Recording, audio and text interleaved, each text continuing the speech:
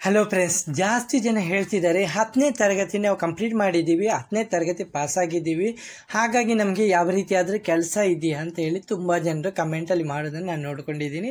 ಹಾಗಾಗಿ ನಿಮಗಾಗಿ ಈ ವಿಡಿಯೋ ನಿಮಗೆ ಇಷ್ಟವಾದರೆ ಚಾನಲ್ಗೆ ಸಬ್ಸ್ಕ್ರೈಬ್ ಮಾಡಿ. ಸೂಪರ್ ಆಗಿದೆ. ನೀವು 10ನೇ ಕ್ಲಾಸು ಪಾಸ್ ಆದರೆ ಸಾಕು, ನೀವು ಕೆಲಸಕ್ಕೆ ಅಪ್ಲೈ ಮಾಡ್ಕೋಬಹುದು. ಅದು ಕೂಡ ನಿಮಗೆ ಪರ್ಮನೆಂಟ್ ಜಾಬ್ ಆಗಿರುತ್ತೆ, ಇದು ಗೌರ್ಮೆಂಟ್ ಜಾಬ್ ಆಗಿರುತ್ತೆ. ಹಾಗಾಗಿ ನೀವು ಕೆಲಸಕ್ಕೆ ಈಸಿಯಾಗಿ ಅಪ್ಲೈ ಮಾಡ್ಕೋಬಹುದು. ಅದು ಆಲ್ ಇಂಡಿಯನ್ ಅಪ್ಲೈ ಮಾಡ್ಕೋಬಹುದು, ಯಾವ ರೀತಿಯ ಅಭ್ಯಂತರ ಇಲ್ಲ. ಮತ್ತು ಮೇಲ್ ಮತ್ತು ಫಿಮೇಲ್ ಇಬ್ಬರು ಕೂಡ ಅಪ್ಲೈ ಮಾಡ್ಕೋಬಹುದು. ಓಕೆ, ಅದು ಯಾವ ರೀತಿ ಅಪ್ಲೈ ಮಾಡೋದು ಮತ್ತು ಯಾವ ಪೋಸ್ಟ್ ಇದೆ, ಇಲ್ಲಿ ಯಾವ ಸ್ಯಾಲ್ರಿ ಇದೆ, ಮತ್ತು ಏಜ್ ಲಿಮಿಟ್ ಏನಿದೆ ಎಲ್ಲನೂ ವಿವರವಾಗಿ ವಿಡಿಯೋದಲ್ಲಿ ಹೇಳಿಕೊಡಲಿದ್ದೇನೆ. ವಿಡಿಯೋ ಸ್ಕಿಪ್ ಮಾಡದೆ ನೋಡಬೇಕು. ಚಾನಲ್ಗೆ ಹೊಸಬರಾದರೆ ಚಾನಲ್ಗೆ ಸಬ್ಸ್ಕ್ರೈಬ್ ಮಾಡಿ, ಹಾಗೆ ನೀವು ಫ್ರೆಂಡ್ಸ್ಗಳಿಗೆ ವಿಡಿಯೋನ ಶೇರ್ ಮಾಡಿ. ಓಕೆ, ವಿಡಿಯೋ ಸ್ಕಿಪ್ ಮಾಡದೆ ನೋಡಿ, ಯಾಕೆಂದರೆ ಇಲ್ಲಿ ಕಂಪ್ಲೀಟ್ ಮಾಹಿತಿ ಕೊಡ್ತಿದ್ದೀನಿ. ಓಕೆ, ಹೈಕೋರ್ಟ್ ರಿಕ್ವೈರ್ಮೆಂಟ್ 2025 ಅಡಿಯಲ್ಲಿ ನಿಮಗೆ ಅರ್ಜಿಯನ್ನು ಆಹ್ವಾನಿಸಲಾಗಿದೆ. ಅದು ಕೂಡ ಕೆಲವೊಂದು ಪೋಸ್ಟ್ಗಳು ಜುಲೈ 26 ಡೇಟ್ ಇದೆಯಲ್ಲ, ಅದು ಲಾಸ್ಟ್ ಡೇಟ್ ಅಂತ ಕೊಟ್ಟಿದ್ದಾರೆ. ಹಾಗಾಗಿ ನೀವು ತಕ್ಷಣವೇ ಅಪ್ಲೈ ಮಾಡ್ಕೊಳ್ಳಿ. ಮತ್ತು ಏಜ್ ಲಿಮಿಟ್ 18ರಿಂದ 40 ವರ್ಷ ಅಂತ ಹೇಳ್ತಿದ್ದಾರೆ. ಮತ್ತು ನಿಮ್ದು ಉಂಟಲ್ಲ 10ನೇ ತರಗತಿ ಎಜುಕೇಷನ್ ಕ್ವಾಲಿಫಿಕೇಷನ್ ಪಾಸ್ ಆಗಿರಬೇಕು. ಓಕೆ, ಸ್ಯಾಲರಿ ಪ್ಯಾಕೇಜ್ 18,000ದಿಂದ 56,000ಕ್ಕೂ ಹೆಚ್ಚು ಸ್ಯಾಲರಿನ ಕೊಡಲಾಗುತ್ತೆ. ಸರ್ಕಾರಿ ಉದ್ಯೋಗ ಆಗಿರುತ್ತೆ. ಇದು ರಾಜಸ್ಥಾನ ಹೈಕೋರ್ಟ್ ರಿಕ್ವೈರ್ಮೆಂಟ್ 2025. ಓಕೆ, ಯಾರು ಬೇಕಾದ್ರೆ ಈ ಕೆಲಸಕ್ಕೆ ಅಪ್ಲೈ ಮಾಡ್ಬೋದು, no problem. Okay, website link ಇದೆಯಲ್ಲ, ನಾನು ಡೈರೆಕ್ಟಾಗಿ ಡಿಸ್ಕ್ರಿಪ್ಷನಲ್ಲಿ ಪಿನ್ ಮಾಡ್ತೀನಿ. ನೀವು ಡೈರೆಕ್ಟಾಗಿ ಅಲ್ಲಿ ವಿಸಿಟ್ ಮಾಡೋದ್ರ ಮೂಲಕ ವೆಬ್ಸೈಟಿಗೆ ನೀವು ಕಂಪ್ಲೀಟ್ ಮಾಹಿತಿನ ಪಡೆದುಕೊಂಡ್ಮೇಲೆ ನೀವು ಕೆಲಸಕ್ಕೆ ಅಪ್ಲೈ ಮಾಡ್ಕೊಳ್ಳಿ. ಓಕೆ, ಇಲ್ಲಿ ಕೆಳಗಡೆ ನೋಡ್ಬೋದು ಕೆಲವು ಮೂಲಭೂತ ಮಾಹಿತಿಗಳು. ನೇಮಕಾತಿ ಸಂಸ್ಥೆ ಇದೆಯಲ್ಲ, ಕರ್ನಾಟಕ ಹೈಕೋರ್ಟ್ ಮತ್ತು ಇತರ ರಾಜ್ಯ ಹೈಕೋರ್ಟ್ಗಳು ಆಗಿರುತ್ತೆ. ಹುದ್ದೆಗಳ ಹೆಸರು ಇದೆಯಲ್ಲ, ಪಿಯೋನು, ಜೂನಿಯರು, ಕ್ಲರ್ಕ್, ಪ್ರೊಸೆಸ್ ಸರ್ವರು, ಟೈಪಿಸ್ಟು, ಕಚೇರಿ ಸಹಾಯಕರು, ಈಗೆಲ್ಲ ಅರ್ಹತೆ ಇರುತ್ತೆ. ಮತ್ತು ಅರ್ಹತೆ 10ನೇ ತರಗತಿ ಪಾಸ್ ಆಗಿರಬೇಕು, ಅಂದರೆ SLC ಪಾಸ್ ಆಗಿರಬೇಕು. ವಯಸ್ಸಿನ ಮಿತಿ ನಾನು ಆಲ್ರೆಡಿ ಹೇಳಿದ್ದೀನಿ, 18ರಿಂದ 35 ವರ್ಷ ಅಂತ ಹೇಳ್ತಿದ್ದಾರೆ. ಹಾಗೆ ಕೆಲವೊಂದು ಮತ್ತು ಎಕ್ಸ್ಟೆನ್ಷನ್ ಇರುತ್ತೆ. SC STಗಳಿಗೆ ವಯಸ್ಸಿನ ಮಿತಿ ಸಡಿಲಿಕೆ ಇರುತ್ತೆ. ಆಯ್ಕೆ ವಿಧಾನದಿಲ್ಲ, ಲಿಖಿತ ಪರೀಕ್ಷೆ ಮತ್ತು ನೇರ ಸಂದರ್ಶನ, ಫೇಸ್ ಟು ಫೇಸ್ ಇಂಟರ್ವ್ಯೂ ಇರುತ್ತೆ. ಓಕೆ, ವೇತನ ಶ್ರೇಣಿ ಆಲ್ರೆಡಿ ಹೇಳಿದ್ದೀನಿ, 18,000ದಿಂದ 50,000ಕ್ಕೆ ಹೆಚ್ಚು ಸ್ಯಾಲ್ರಿ ಅಂತ. ಆನ್ಲೈನ್ ಮುಖಾಂತರ ನೀವು ಅಪ್ಲೈ ಮಾಡ್ಬೋದು. ಓಕೆ, ಮುಖ್ಯ ವಿಷಯ ಹುದ್ದೆಗಳ ವಿವರಗಳು. ಪಿಯೂನ್ ಇದೆಯಲ್ಲ, ಅದರಲ್ಲಿ ಕಚೇರಿಗೆ ಸಂಬಂಧಿಸಿದ ಸೌಕರ್ಯ ಕಾರ್ಯಗಳು. ಇದಕ್ಕೆ ಸ್ಯಾಲ್ರಿ 18ರಿಂದ 22,800 ಅಂತ ಹೇಳ್ತಿದ್ದಾರೆ. ಜೂನಿಯರ್ ಕ್ಲರ್ಕ್ಗಳಿಗೆ ದಾಖಲಾತಿ ನಿರ್ವಹಣೆ, ಕಚೇರಿ ಕಾರ್ಯಗಳ ನಿರ್ವಹಣೆ ಮತ್ತು ಟೈಪಿಂಗ್ ಜ್ಞಾನ ಇದ್ದರೆ ತುಂಬ ಒಳ್ಳೆಯದಾಗಿರುತ್ತೆ.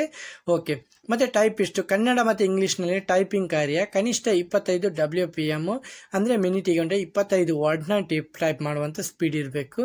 ಶಾರ್ಟ್ ಹ್ಯಾಂಡ್ ಗೊತ್ತಿದ್ರೆ ಹೆಚ್ಚುವರಿ ಅಂಕ ಇರುತ್ತೆ. ಓಕೆ, ಹಾಗೆ ಕೆಲವೊಂದು ಶಾರ್ಟ್ಕಟ್ ಆಗಿ ಕಂಪ್ಯೂಟರಲ್ಲಿ ಟೈಪಿಂಗ್ ಮಾಡುವಂಥವ್ರು ಇರ್ತಾರಲ್ಲ, ಅವರಿಗೆ ಈ ಕೆಲಸಕ್ಕೆ ಆದ್ಯತೆ ಕೊಡ್ತಾರೆ. ಮತ್ತು ಪ್ರೊಸೆಸ್ ಸರ್ವರ್, ಕೋರ್ಟ್ ನೋಟಿಸ್ಗಳನ್ನು ಮನೆಗೆ ತಲುಪಿಸುವಂಥ, ಕೋರ್ಟ್ ನೋಟಿಸ್ಗಳು ಬರುತ್ತಲ್ಲ ಅದನ್ನು ಮನೆಗೆ ತಲುಪಿಸುವಂಥ ಕೆಲಸನೂ ಇರುತ್ತೆ. ಮತ್ತು ಅರ್ಜಿ ವಿಧಾನ, ಯಾವ ರೀತಿ ಅರ್ಜಿಯನ್ನು ಅಪ್ಲೈ ಮಾಡೋದು. ಓಕೆ, ಇದಕ್ಕಾಗಿ ವೆಬ್ಸೈಟ್ಗೆ ವಿಸಿಟ್ ಮಾಡಬೇಕು. ವಿಸಿಟ್ ಮಾಡಿ ಇಲ್ಲಿ ಕ್ಲಿಕ್ ಇದೆಯಲ್ಲ, ಅದನ್ನು ಕ್ಲಿಕ್ ಮಾಡ್ಕೋಬೇಕು. ಕ್ಲಿಕ್ ಮಾಡಿದಾಗ ನಿಮಗೆ ಅಲ್ಲಿ ನೋಟಿಫಿಕೇಶನ್ ಸಿಗುತ್ತೆ. ಆ ನೋಟಿಫಿಕೇಶನ್ ಕಂಪ್ಲೀಟಾಗಿ ನೋಡ್ಕೋಬೇಕು. ಹುದ್ದೆಗಳ ವಿವರ, ಅಧಿಸೂಚನೆ, ಹುದ್ದೆಗಳ ವಿವರ, ಅರ್ಹತೆ, ವೇತನ ಎಲ್ಲವೂ ನೀಡಿರ್ತಾರೆ. ಎಲ್ಲನೂ ನೋಡ್ಕೊಳ್ಳಿ. ನಂತರ ಆನ್ಲೈನ್ ಅರ್ಜಿ ಫಾರಮನ್ನು ಭರ್ತಿ ಮಾಡ್ಕೊಳ್ಳಿ. ಭರ್ತಿ ಮಾಡಿದ್ಮೇಲೆ ಅರ್ಜಿಗೆ ಪಾವತಿ ಮಾಡಬೇಕಾಗುತ್ತೆ. 100ರಿಂದ 300 ತನಕ ಪಾವತಿ ಮಾಡ್ಕೋಬೇಕಾಗುತ್ತೆ.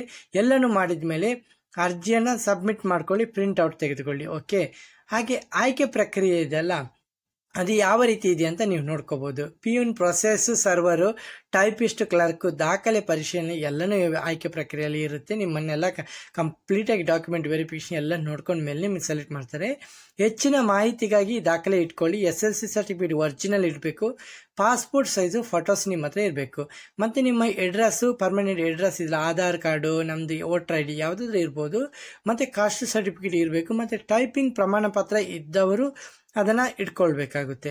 ಮತ್ತು ಹೈಕೋರ್ಟ್ ಉದ್ಯೋಗದ ಪ್ರಯೋಜನ ಇದೆಯಲ್ಲ, ನಿಮಗೆ ಭದ್ರತೆ ಇದೆ, ಮತ್ತು ಉತ್ತಮ ವೇತನ ಇದೆ, ಪಿಂಚಣಿ ಇದೆ, ಮತ್ತು ವರ್ಷದಲ್ಲಿ ರಜೆಗಳು ಕೂಡ ಇದೆ, ಉನ್ನತಿಗೆ ಅವಕಾಶ, ಮುಂದಿನ ಪೋಸ್ಟ್ಗಳಿಗೆ ನಿಮಗೆ ಅವಕಾಶ ಇರುತ್ತೆ. ಕಾನೂನು ಕ್ಷೇತ್ರದಲ್ಲಿ ತುಂಬ ಗೌರವಯುತವಾದ ಪೋಸ್ಟ್ ಆಗಿರುತ್ತೆ. ಕೆಲವೊಂದು ಕೇಳಲಾದ ಪ್ರಶ್ನೆಗಳು, ನಾನು ಕೇವಲ 10ನೇ ತರಗತಿ ಪಾಸ್ ಆಗಿದ್ದೀನಿ, ನಾನು ಅರ್ಜಿ ಹಾಕ್ಬಹುದಾ? ಹೌದು, ಖಂಡಿತ. ಓಕೆ, ನಾನು ಇತರ ರಾಜ್ಯದಿಂದ ಇದ್ದರೂ ಕರ್ನಾಟಕ ಹೈಕೋರ್ಟ್ಗೆ ಅರ್ಜಿ ಹಾಕಬಹುದೇ? ಹೌದು, ಖಂಡಿತ ಹಾಕ್ಬೋದು. ಅರ್ಜಿ ಶುಲ್ಕಗಳು 100ರಿಂದ 300 ಅಂತ ಹೇಳ್ತಿದ್ದಾರೆ. ಮತ್ತು ಲಿಖಿತ ಪರೀಕ್ಷೆ ಏನಂತ ಕೇಳ್ತಿದ್ದಾರೆ. ಇದರಲ್ಲಿ ಭೌತಿಕ ಜ್ಞಾನ, ಭಾಷಾ ಕೌಶಲ್ಯ, ಸಾಮಾನ್ಯ ತಿಳಿವು, ಇವುಗಳ ಲೋಕಲ್ ಲ್ಯಾಂಗ್ವೇಜ್ಗಳ ಬಗ್ಗೆ ಜಾಸ್ತಿ ಮಾಹಿತಿನ ಕೇಳ್ತಾರೆ. ನಾನು ಹಳೆಯ ಅರ್ಹತೆಗಳ ಮೂಲಕ ಕೂಡ ಅರ್ಜಿಯನ್ನು ಹಾಕಬಹುದಾ? ಹೌದು, ನಿಮ್ಮ ಅಧಿಸೂಚನೆ ನಿರ್ಧರಿಸಿ ಹೊಸ ಅಧಿಸೂಚನೆಯನ್ನು ಓದೋದು ಅನಿವಾರ್ಯವಾಗಿರುತ್ತದೆ. ಮತ್ತು ನಿರ್ಣಯಗಳನ್ನು ನೀವು ನೋಡ್ಕೋಬೋದು ವೆಬ್ಸೈಟ್ಗೆ ವಿಸಿಟ್ ಮಾಡೋದ್ರ ಮೂಲಕ. ಓಕೆ, ವಿಡಿಯೋ ಇಷ್ಟವಾದರೆ ಮಾತ್ರ ಚಾನಲ್ಗೆ ಸಬ್ಸ್ಕ್ರೈಬ್ ಮಾಡಿ, ನಿಮ್ಮ ಫ್ರೆಂಡ್ಸ್ಗಳಿಗೂ ಬಂಧುಗಳಿಗೆ ವಿಡಿಯೋನ ಶೇರ್ ಮಾಡಿ, ಅವರು ಈ ಕೆಲಸಕ್ಕೆ ಅಪ್ಲೈ ಮಾಡಿ ನೀವು ಸಹಾಯ ಮಾಡಿಕೊಡ್ಬೋದು. ಓಕೆ ಫ್ರೆಂಡ್ಸ್, ನೆಕ್ಸ್ಟ್ ವಿಡಿಯೋದಲ್ಲಿ ಸಿಗುತ್ತೇನೆ. ಅಷ್ಟವರೆಗೆ ಜೈ ಹಿಂದ್, ಜೈ ಕರ್ನಾಟಕ, ಜೈ ಭಾರತ್.